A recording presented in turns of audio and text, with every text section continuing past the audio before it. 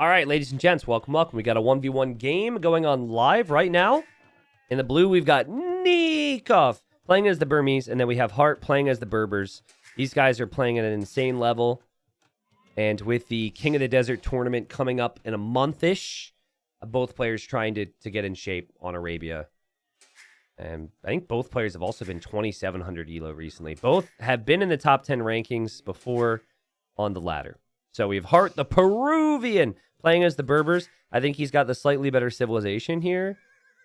But I think the Burmese have definitely impressed me of late. I don't know exactly what it is. I think it's the fact that everyone's been going man-at-arms and fast pressure. And that's what the Burmese are good at. But certainly feels like if the Burmese don't get a little bit of a lead, their tech tree is limited compared to the Berbers. Berbers having cheaper knights and camels, and having the camel archer in the late game could be really tough to stop. So we'll see.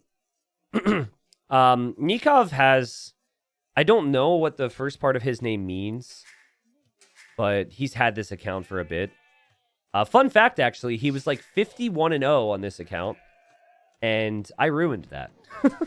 I think now he's got hundreds of games on this account, but I still remember that. It was Khmer versus Poles. I felt very good about myself, and now I'm bragging about it. But yeah, I think I don't know why he's got a second account, but it's just, he's still very high rated on it, and there's probably not even much of a thought process behind it. So, we got very forward gold here. Oh, it's a play on words because of a gun. Ah, really? So I just sounded like an idiot because you all knew it was a play on words with that? That's great. I love sounding like an idiot on the internet. That stands for AK-47, really. Okay. I had no clue. Interesting. I do not play Counter-Strike.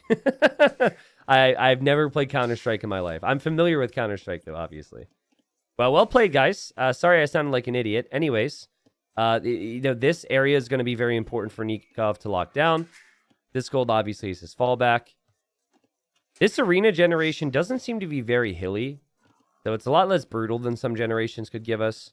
And I think the less brutal the map, the better it is for Hart, because the cleaner game he's able to have by not taking damage and getting walls down, the better he's going to be able to play with his civilization. Hart, not much of a scouts player, in my opinion. He likes... I mean, if Hart's going to be going scouts, it feels like he always goes scouts after he forces his opponent into skirms. But Berbers are obviously a good civilization to open up with a stable with, so... Okay, so this is kind of a new build. I mentioned this earlier, and then Lix didn't do it, so this might be the first time we can document this build in a cast. It feels stupid because it's been happening for months, but seriously. What people are doing now is a new rush, okay? It's called a Frush. So we've had the Drush, which stands for Dark Age Rush. There's been all these terms. A Trush for Tower Rush, right? Nikov, please do it. Yeah, I think he's going to do it. And Sato invented this, and people have been calling it the Frush because Sato is French, so they're calling it the French Rush. And everyone's doing it on Arabia at a high level these days. So instead of man-at-arms, you go for 2 militia. That's the idea. And your first Dark Age building is the lumber camp. Your second one's your barracks. It is possible Nikov will still go man-at-arms off this, but yeah, he's still going to go man-at-arms off this. Okay, maybe not the video to introduce the Frush. We'll see. Now, Nikov had actually done a crazy... Oh, look. Hart's doing it. Hart's doing the Frush. And the idea is you want to do this against man-at-arms civs especially, because you get a little bit of map control, and you ideally engage against their militia for their upgraded, and then you can still have a really solid timing with your archer range.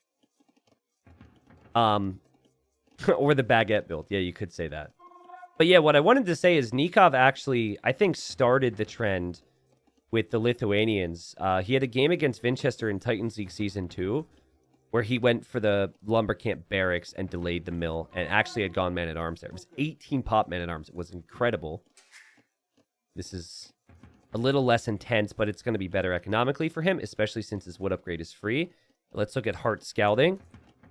Hart knew the militia were coming, and Nikov scouting. See, Nikov, he sees the barracks, He's thinking it's going to be an archer opening. But he knows about the Frush. He knows about it. What's the best way to counter a French rush, a Prush, Trush, or a Smush? Seriously, though, the best way to do it is pre-wall and just go into archers faster. But it's really complicated because you make one mistake, and then it's just Scout and the Militia, and that should be a dead villager. Nikov just didn't have that villager walled, and just like that, trouble. Great blocking from Hart, and bam, dead vill. Meanwhile, Nikov's over here now, probably frustrated with himself. And he's got 4 Militia. I wonder how fast you could take out houses with Burmese men-at-arms here. Archer range, archer range. No damage done yet from Nikov. Dun, dun, dun, dun, dun. So, wood upgrade again comes in for free, which is very valuable off these types of builds, because you're at the limit when you spend so many resources on what we've seen here. Nikov did see the range, so he knows it's going to be ranged units coming. And Burmese get that +1 attack on their infantry per age. And Hart gave it so much respect, he actually added a stone wall there on that palisade piece.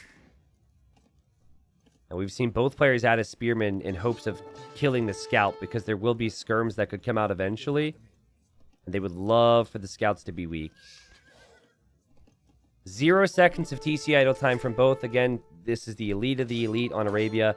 Good pokes there from Nikov. Hart will be a little disappointed by that.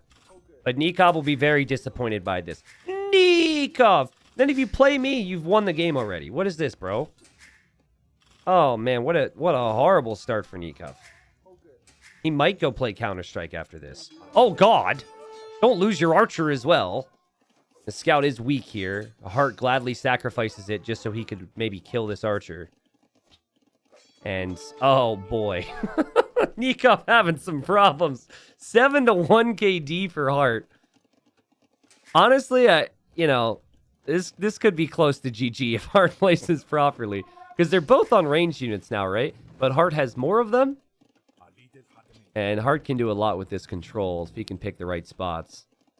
Doesn't have the scout, though, and Nikov does have the scout, so Nikov will be able to use that and also have an idea of exactly where Hart is going, which is extremely valuable. Yep. Fletching about to be in for Hart. Hart sees that scout. And this is what I mean about the importance of that scout, but Hart trying to micro down the archers. Really good micro to get away. How did he save those archers? I would have lost one, I feel. Now fletching is in. Villagers back to the deer. Hart playing clean. Not the start Nikov would have wanted here. And again, could fall apart so quickly. Another archer down. You hope Nikov complains a little bit here. They are good friends, so they might say something to each other here. I think both players are going to recognize that this has just been so good for Hart. 10-1 KD now. And so let's see if Hart recognizes Nikov's going for the counter. It feels like he has to try something, because if he continues to just react, he will lose this game. Hello? Another villager. The counter attack does surprise. And Hart's micro so good there. Is he going to get it? He gets it because the other villager blocked. You see, meanwhile, Nikov's still trying to push forward here. Hart should be okay with a couple ranged units at home. And this is painful. Are they from Argentina? No. Hart is from Peru. And then Nikov is from Argentina. Nikov forced to make a tower. I don't hate it, though. The map is open. It's an aggressive game. Lots of ranged units. Lots of things happening. I don't hate it. It's a safe play here. The positioning of it's kind of painful because it pretty much only protects your gold, but you need gold, so. There's actually another player from Peru. I mean, there's always been a few of them that are kind of on the cusp of being really, really good. But there's a player from Peru I remember from the old days who's around 2100 elo right now. His name is Da Big Head. You guys have probably never heard of him. I remember playing him in the Voobly days, and he was a very messy player, right? Like, the style was very sloppy, but I've noticed that his elo is very high these days. There also was another one from Peru named Tempo. He also is a very good deathmatch player, if you guys have ever followed deathmatch. But there's not too many players from Peru is kind of what I'm getting at. Kind of cool to see there's a few more names these days. Look at the resources collected. It's crazy, right? God, Hart has played so clean here. 15 farms.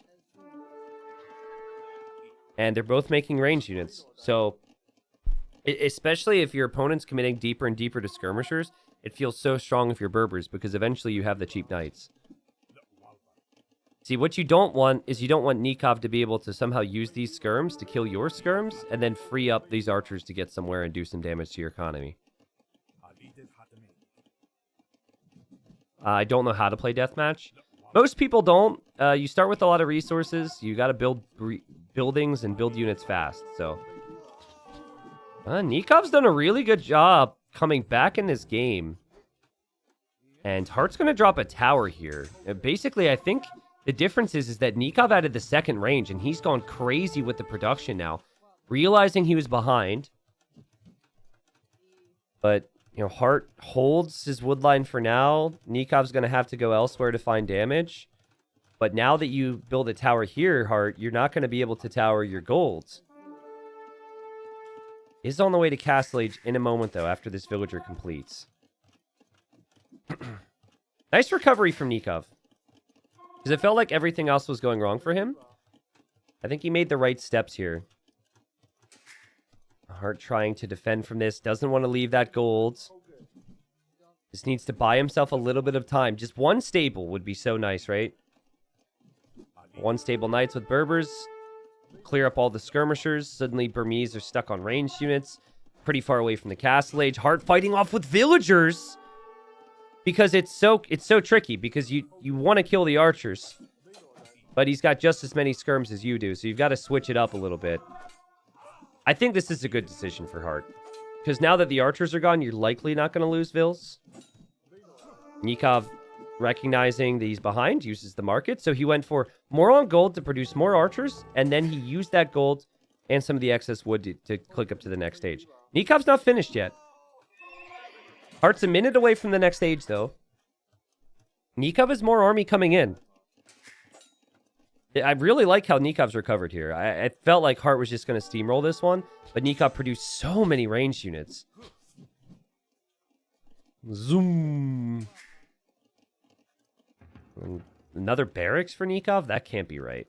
Well, actually, he might be going pikeman defense because he's expecting a lot of knights. Look how fast Berber villagers are, man. Finally, Nikov's going to get a villager kill. What?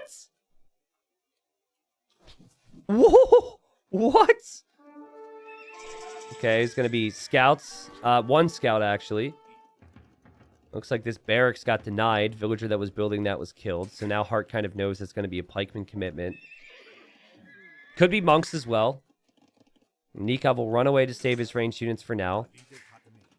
Nikov's got a very awkward woodline gold, just eco situation in general. 4-0 eco KD for the Peruvian. No second town center for him. Hoping to get some kills. He's added a Genitor. He's adding a Skirm. And he's also added a Knight.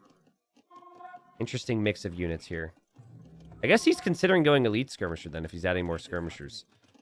He's got a little bit of everything right now. Obviously, if he holds this woodline, I think Nikov will be completely dead. And more range units on the field is the perfect call here for Hart. Because he scouted and knows now that his opponent's going to be going into pikemen. And monk is almost always expected as well, right? So, having skirmishers out there, pretty good against the pikes, pretty good against the monks. And, you know, before pikemen's upgraded, maybe getting some kills here wouldn't be too bad. Nikov's still holding behind his walls. Feeling the confidence to move out now, and Nikov going double monastery with the Burmese. So we have infantry monk. This is how Burmese have to change the game. You have infantry against knights, and then you have monks against everything else. Cheap monk upgrades with the Burmese. Wood upgrade is coming for free again, so you're chopping wood a little bit faster. You've got these nice little spikes, and now Nikov's able to get the second TC. And basically, Hart's thinking, I'm so far ahead here, I just have to brace myself against an all-in. And in a moment, he might realize, this all-in isn't coming. Like, there's no crazy attack coming towards my base. I'm, again, really impressed that Nikov's been able to recover here. Now, do I think the Burmese stand much of a chance if Camel Archers come? No. And I think that's what we'll see from Hart eventually. But for now, Hart just has a weird assortment of units, and he's not really sure what to do with them. Here comes Nikov with a bit of a raid. He also converted a Genitor there. Says, thank you very much. Research Bod Canero before you donate a unit to me next time. I mean, this will be cleared. We'll see how... I'm not really sure how valuable this would have been in defense anyways for Nikov. This will likely be cleared up. He's trying to use his ranged units against Hart's ranged units. The micro is insane. And yeah, you just want value here. So you're hoping that your pikeman can kill a knight or a scout or anything like that. Good work there from Hart to not really allow it. But Nikov's buying himself so much time. In the end, Nikov probably looking home now is going to add siege. He's getting fervor. He's getting sanctity. Nikov, you need a new wood line, bro. You need a new wood line yesterday. This wood line is rough. Once he gets relic number 1. Relic number 1. This army still buying time, still moving around, and still, you know, distracting Hart from the inevitable counterattack that we've been expecting to come for a while now. 52 villagers versus 50. We have 6 Genitors. And Hart, is he going to go forward castle? Oh, defensive castle. Oh, man. Hey, can I get a Camel Archer hype in the comments? Let's go, baby. I'm excited for this. And actually, the eco setup's pretty nice for Hart, too. Both players have had atrocious wood lines. TC another wood line. Yeah, that's really good. It's so cool to see this army composition. We have seen the faster villagers pay off for the Berbers. We've seen the cheaper stable units help out. Genitors now, which is a mounted skirm in case you didn't know. And now the Camel Archer. So I like how Hart has kind of fast-tracked his way towards his best units instead of waiting to get the Camel Archer later. That feels pretty strong. Now, Nikov complains about monks. All the top players do. I agree, by the way. There does need to be some type of a change with monks. They're too broken at the high level. But can Nikov control the monks? Because the joke I make about Nikov is that he's really good at utilizing the things that he complains about. Like the Burgundians and the Portuguese and all that stuff. The answer is yes. That was pretty good defense there, as Nikov now has the eco lead. And is going to leave that TC for the time being, which is kind of funny. The Camel Archer is still going to be massed. Knights will go down underneath the TC. 9-0 eco KD now, but Nikov's eco is still on par with Hart's, at least with the Vil count. And we have a Genitor raid. Let's go. Genitor raid. They're awful at killing villagers. But wait! No way! Okay, she deserved to die, right? Life is fair now. Finally, Nikov gets a kill. Lost another one, though, underneath that TC. Nikov's got 3 mangonels. He's got 7 monks. If it could all be together and push this TC, Hart could have some real problems here. I think that's what Nikov's building up towards here. What Hart would actually want in this scenario is he would want to have light cav. And Nikov knows it. He's going to protect this whole push with pikemen. Guys, we have Burmese playing infantry monk. We have Berbers playing various cavalry units. These guys have played their civilization bonuses to a T. I'm loving it. And you can tell Hart's a little distracted because now this TC's gonna melt, man. Now, how do you engage against it? If you try and make your own siege here, then it could easily be converted because the Burmese monk technologies are so cheap. But then at the same time, it's like, how do you defend from the Camel Archers? Well, the answer is you deal with that later and you ignore it for now. Nikov's done an impressive job at that. Hart just gives up on this TC and is going to drop one way over here. Getting ballistics now. Look at how many different units Hart has. 1, 2, 3, 3, 5, 5, 9, 70. He's got so many different types. Yeah, Chris, or Cam, sorry, the chat's been borked. for a bit. So we are aware the chat is bugged. Oh my god, that was a big shot. If those were cav archers, they'd be dead. The camel archers have more HP. And look how weak some of those bad boys are. So they're not going to be moving out anytime soon. Nikov dropping a TC on the other side of this wood line now just to protect it from the raids as he lands more shots. And Hart's trying to kill the monks right now, but he's playing a risky game every time he moves out. And Nikov is somehow still not dead. And I will maintain I still really like the Berbers in this type of situation. I think Mass Camel Archer still is just too strong. He's one good engagement away from killing all of this. Camel Archers are good enough against Siege, and they're good enough against Monks, so that's possible.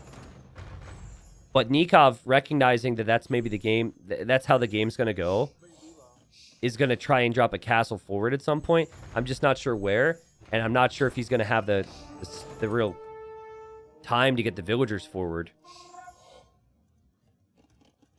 If he knew there was a TC here, which I don't think he does, he would maybe castle there. Genitor is going to die. Camel Archer's headed this way. Scorpion, bop. Scorpion, bop.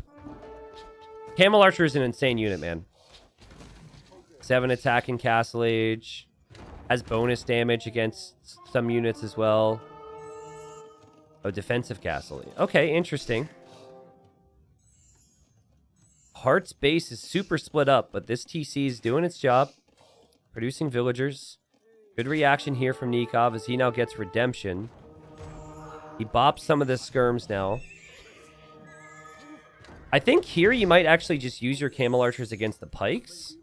And if you kill the pikemen, then the light cav can kill everything else. I think that's what you want to try and do if you're Hart. He's being extremely patient, I will say that. Maybe too patient. But he's got 5 light cav waiting there, right? And the camel archers are actually just going to leave. Oh, and he wanted to drop... Hart wanted to castle drop him there. Nikov says no, but Hart's going to still castle drop forward. Meanwhile, though, Nikov, he forces Hart to delete his stable because he got redemption so he can convert the buildings. What is happening? What a game. And now you could lose this TC, Hart. Hart loses a villager there. I think Nikov, you just got to accept that he's going to get that castle up. Can you deny it? And can you pay attention to the monks and everything else at the same time? Oh my god, this is insane. Like, my monks and pikemen would run into the TC fire, and then I'd have only mangonels, and then I would be dead. Oh man, enough stone for a castle for Nikov, and he's going to drop it there. Oh man, would have been far too risky, but can you imagine if a castle actually happened here? Look at his wood situation. Also, still pay attention to this. This is the thing, guys. Like, at any other level, this has been cleaned up so easily. But top players can use monks unlike anyone else. And I'll... really bad timing, okay? Okay, I'm sorry. Not a good way to back up my argument on why monks need to be changed at some point. Siege getting some big bops, though. Another bop, actually. And I guess it's not too bad for Nikov. Arumbai... They're here to help, and they're horrible compared to a camel archer. Yikes. Can someone tell me the cost of an Arumbai versus the cost of a camel archer? Because I forget that. This turned into a much better game than I was expecting. Oh, they're abysmal. Oh, the arrows are better than darts every time. The dart guy's on the hill. Ay, ay, ay, ay, ay. I almost got another kill there, that camel archer, as we see castle number 3 now for Hart. And he is on the way to the Imperial Age as well. It feels like the first person to Trebs here is already going to be pretty strong, but then he's got these camel archers here.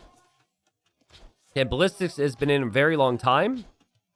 And this unit, man, is devastating. And Nikov just calls the GG. I give credit to Nikov because Nikov really...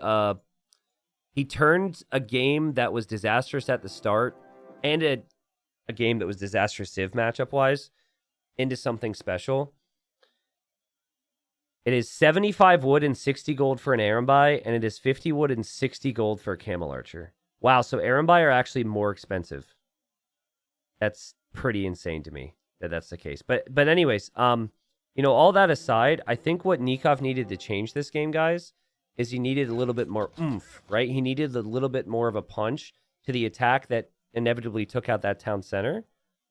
So I feel like after this, if he would have understood, because he's got 19 on stone as of this moment, if he would have understood the importance of this hill, and instead of dropping his castle defensively, maybe brought his push this way and took control of that area, that could have been good for him. The tricky thing is, it's such a slow push he has. And he did actually have good engagements with this, and it felt like he was progressing significantly in towards his opponent's base when he went this way. But again, like, I think if you take this area with a castle, which he could maybe do now and take a risk, just send the Vills there, and then continue to advance this way, things become a lot more difficult for Hart, and that would have maybe been his way back in. It was definitely a positioning thing, because Hart locking down these positions, it mattered a lot. And it felt like Nikov, he was behind, so a defensive castle didn't suit the scenario. Very tricky, though. We'll see. Arabai shred like no other unit in the game in large numbers. They can actually be pretty disgusting, like chakrams. I'm not convinced that the unit is good enough to make up for some of the other weaknesses that Burmese have. I think the Burmese infantry monk play is really where they shine, if anything, with their eco.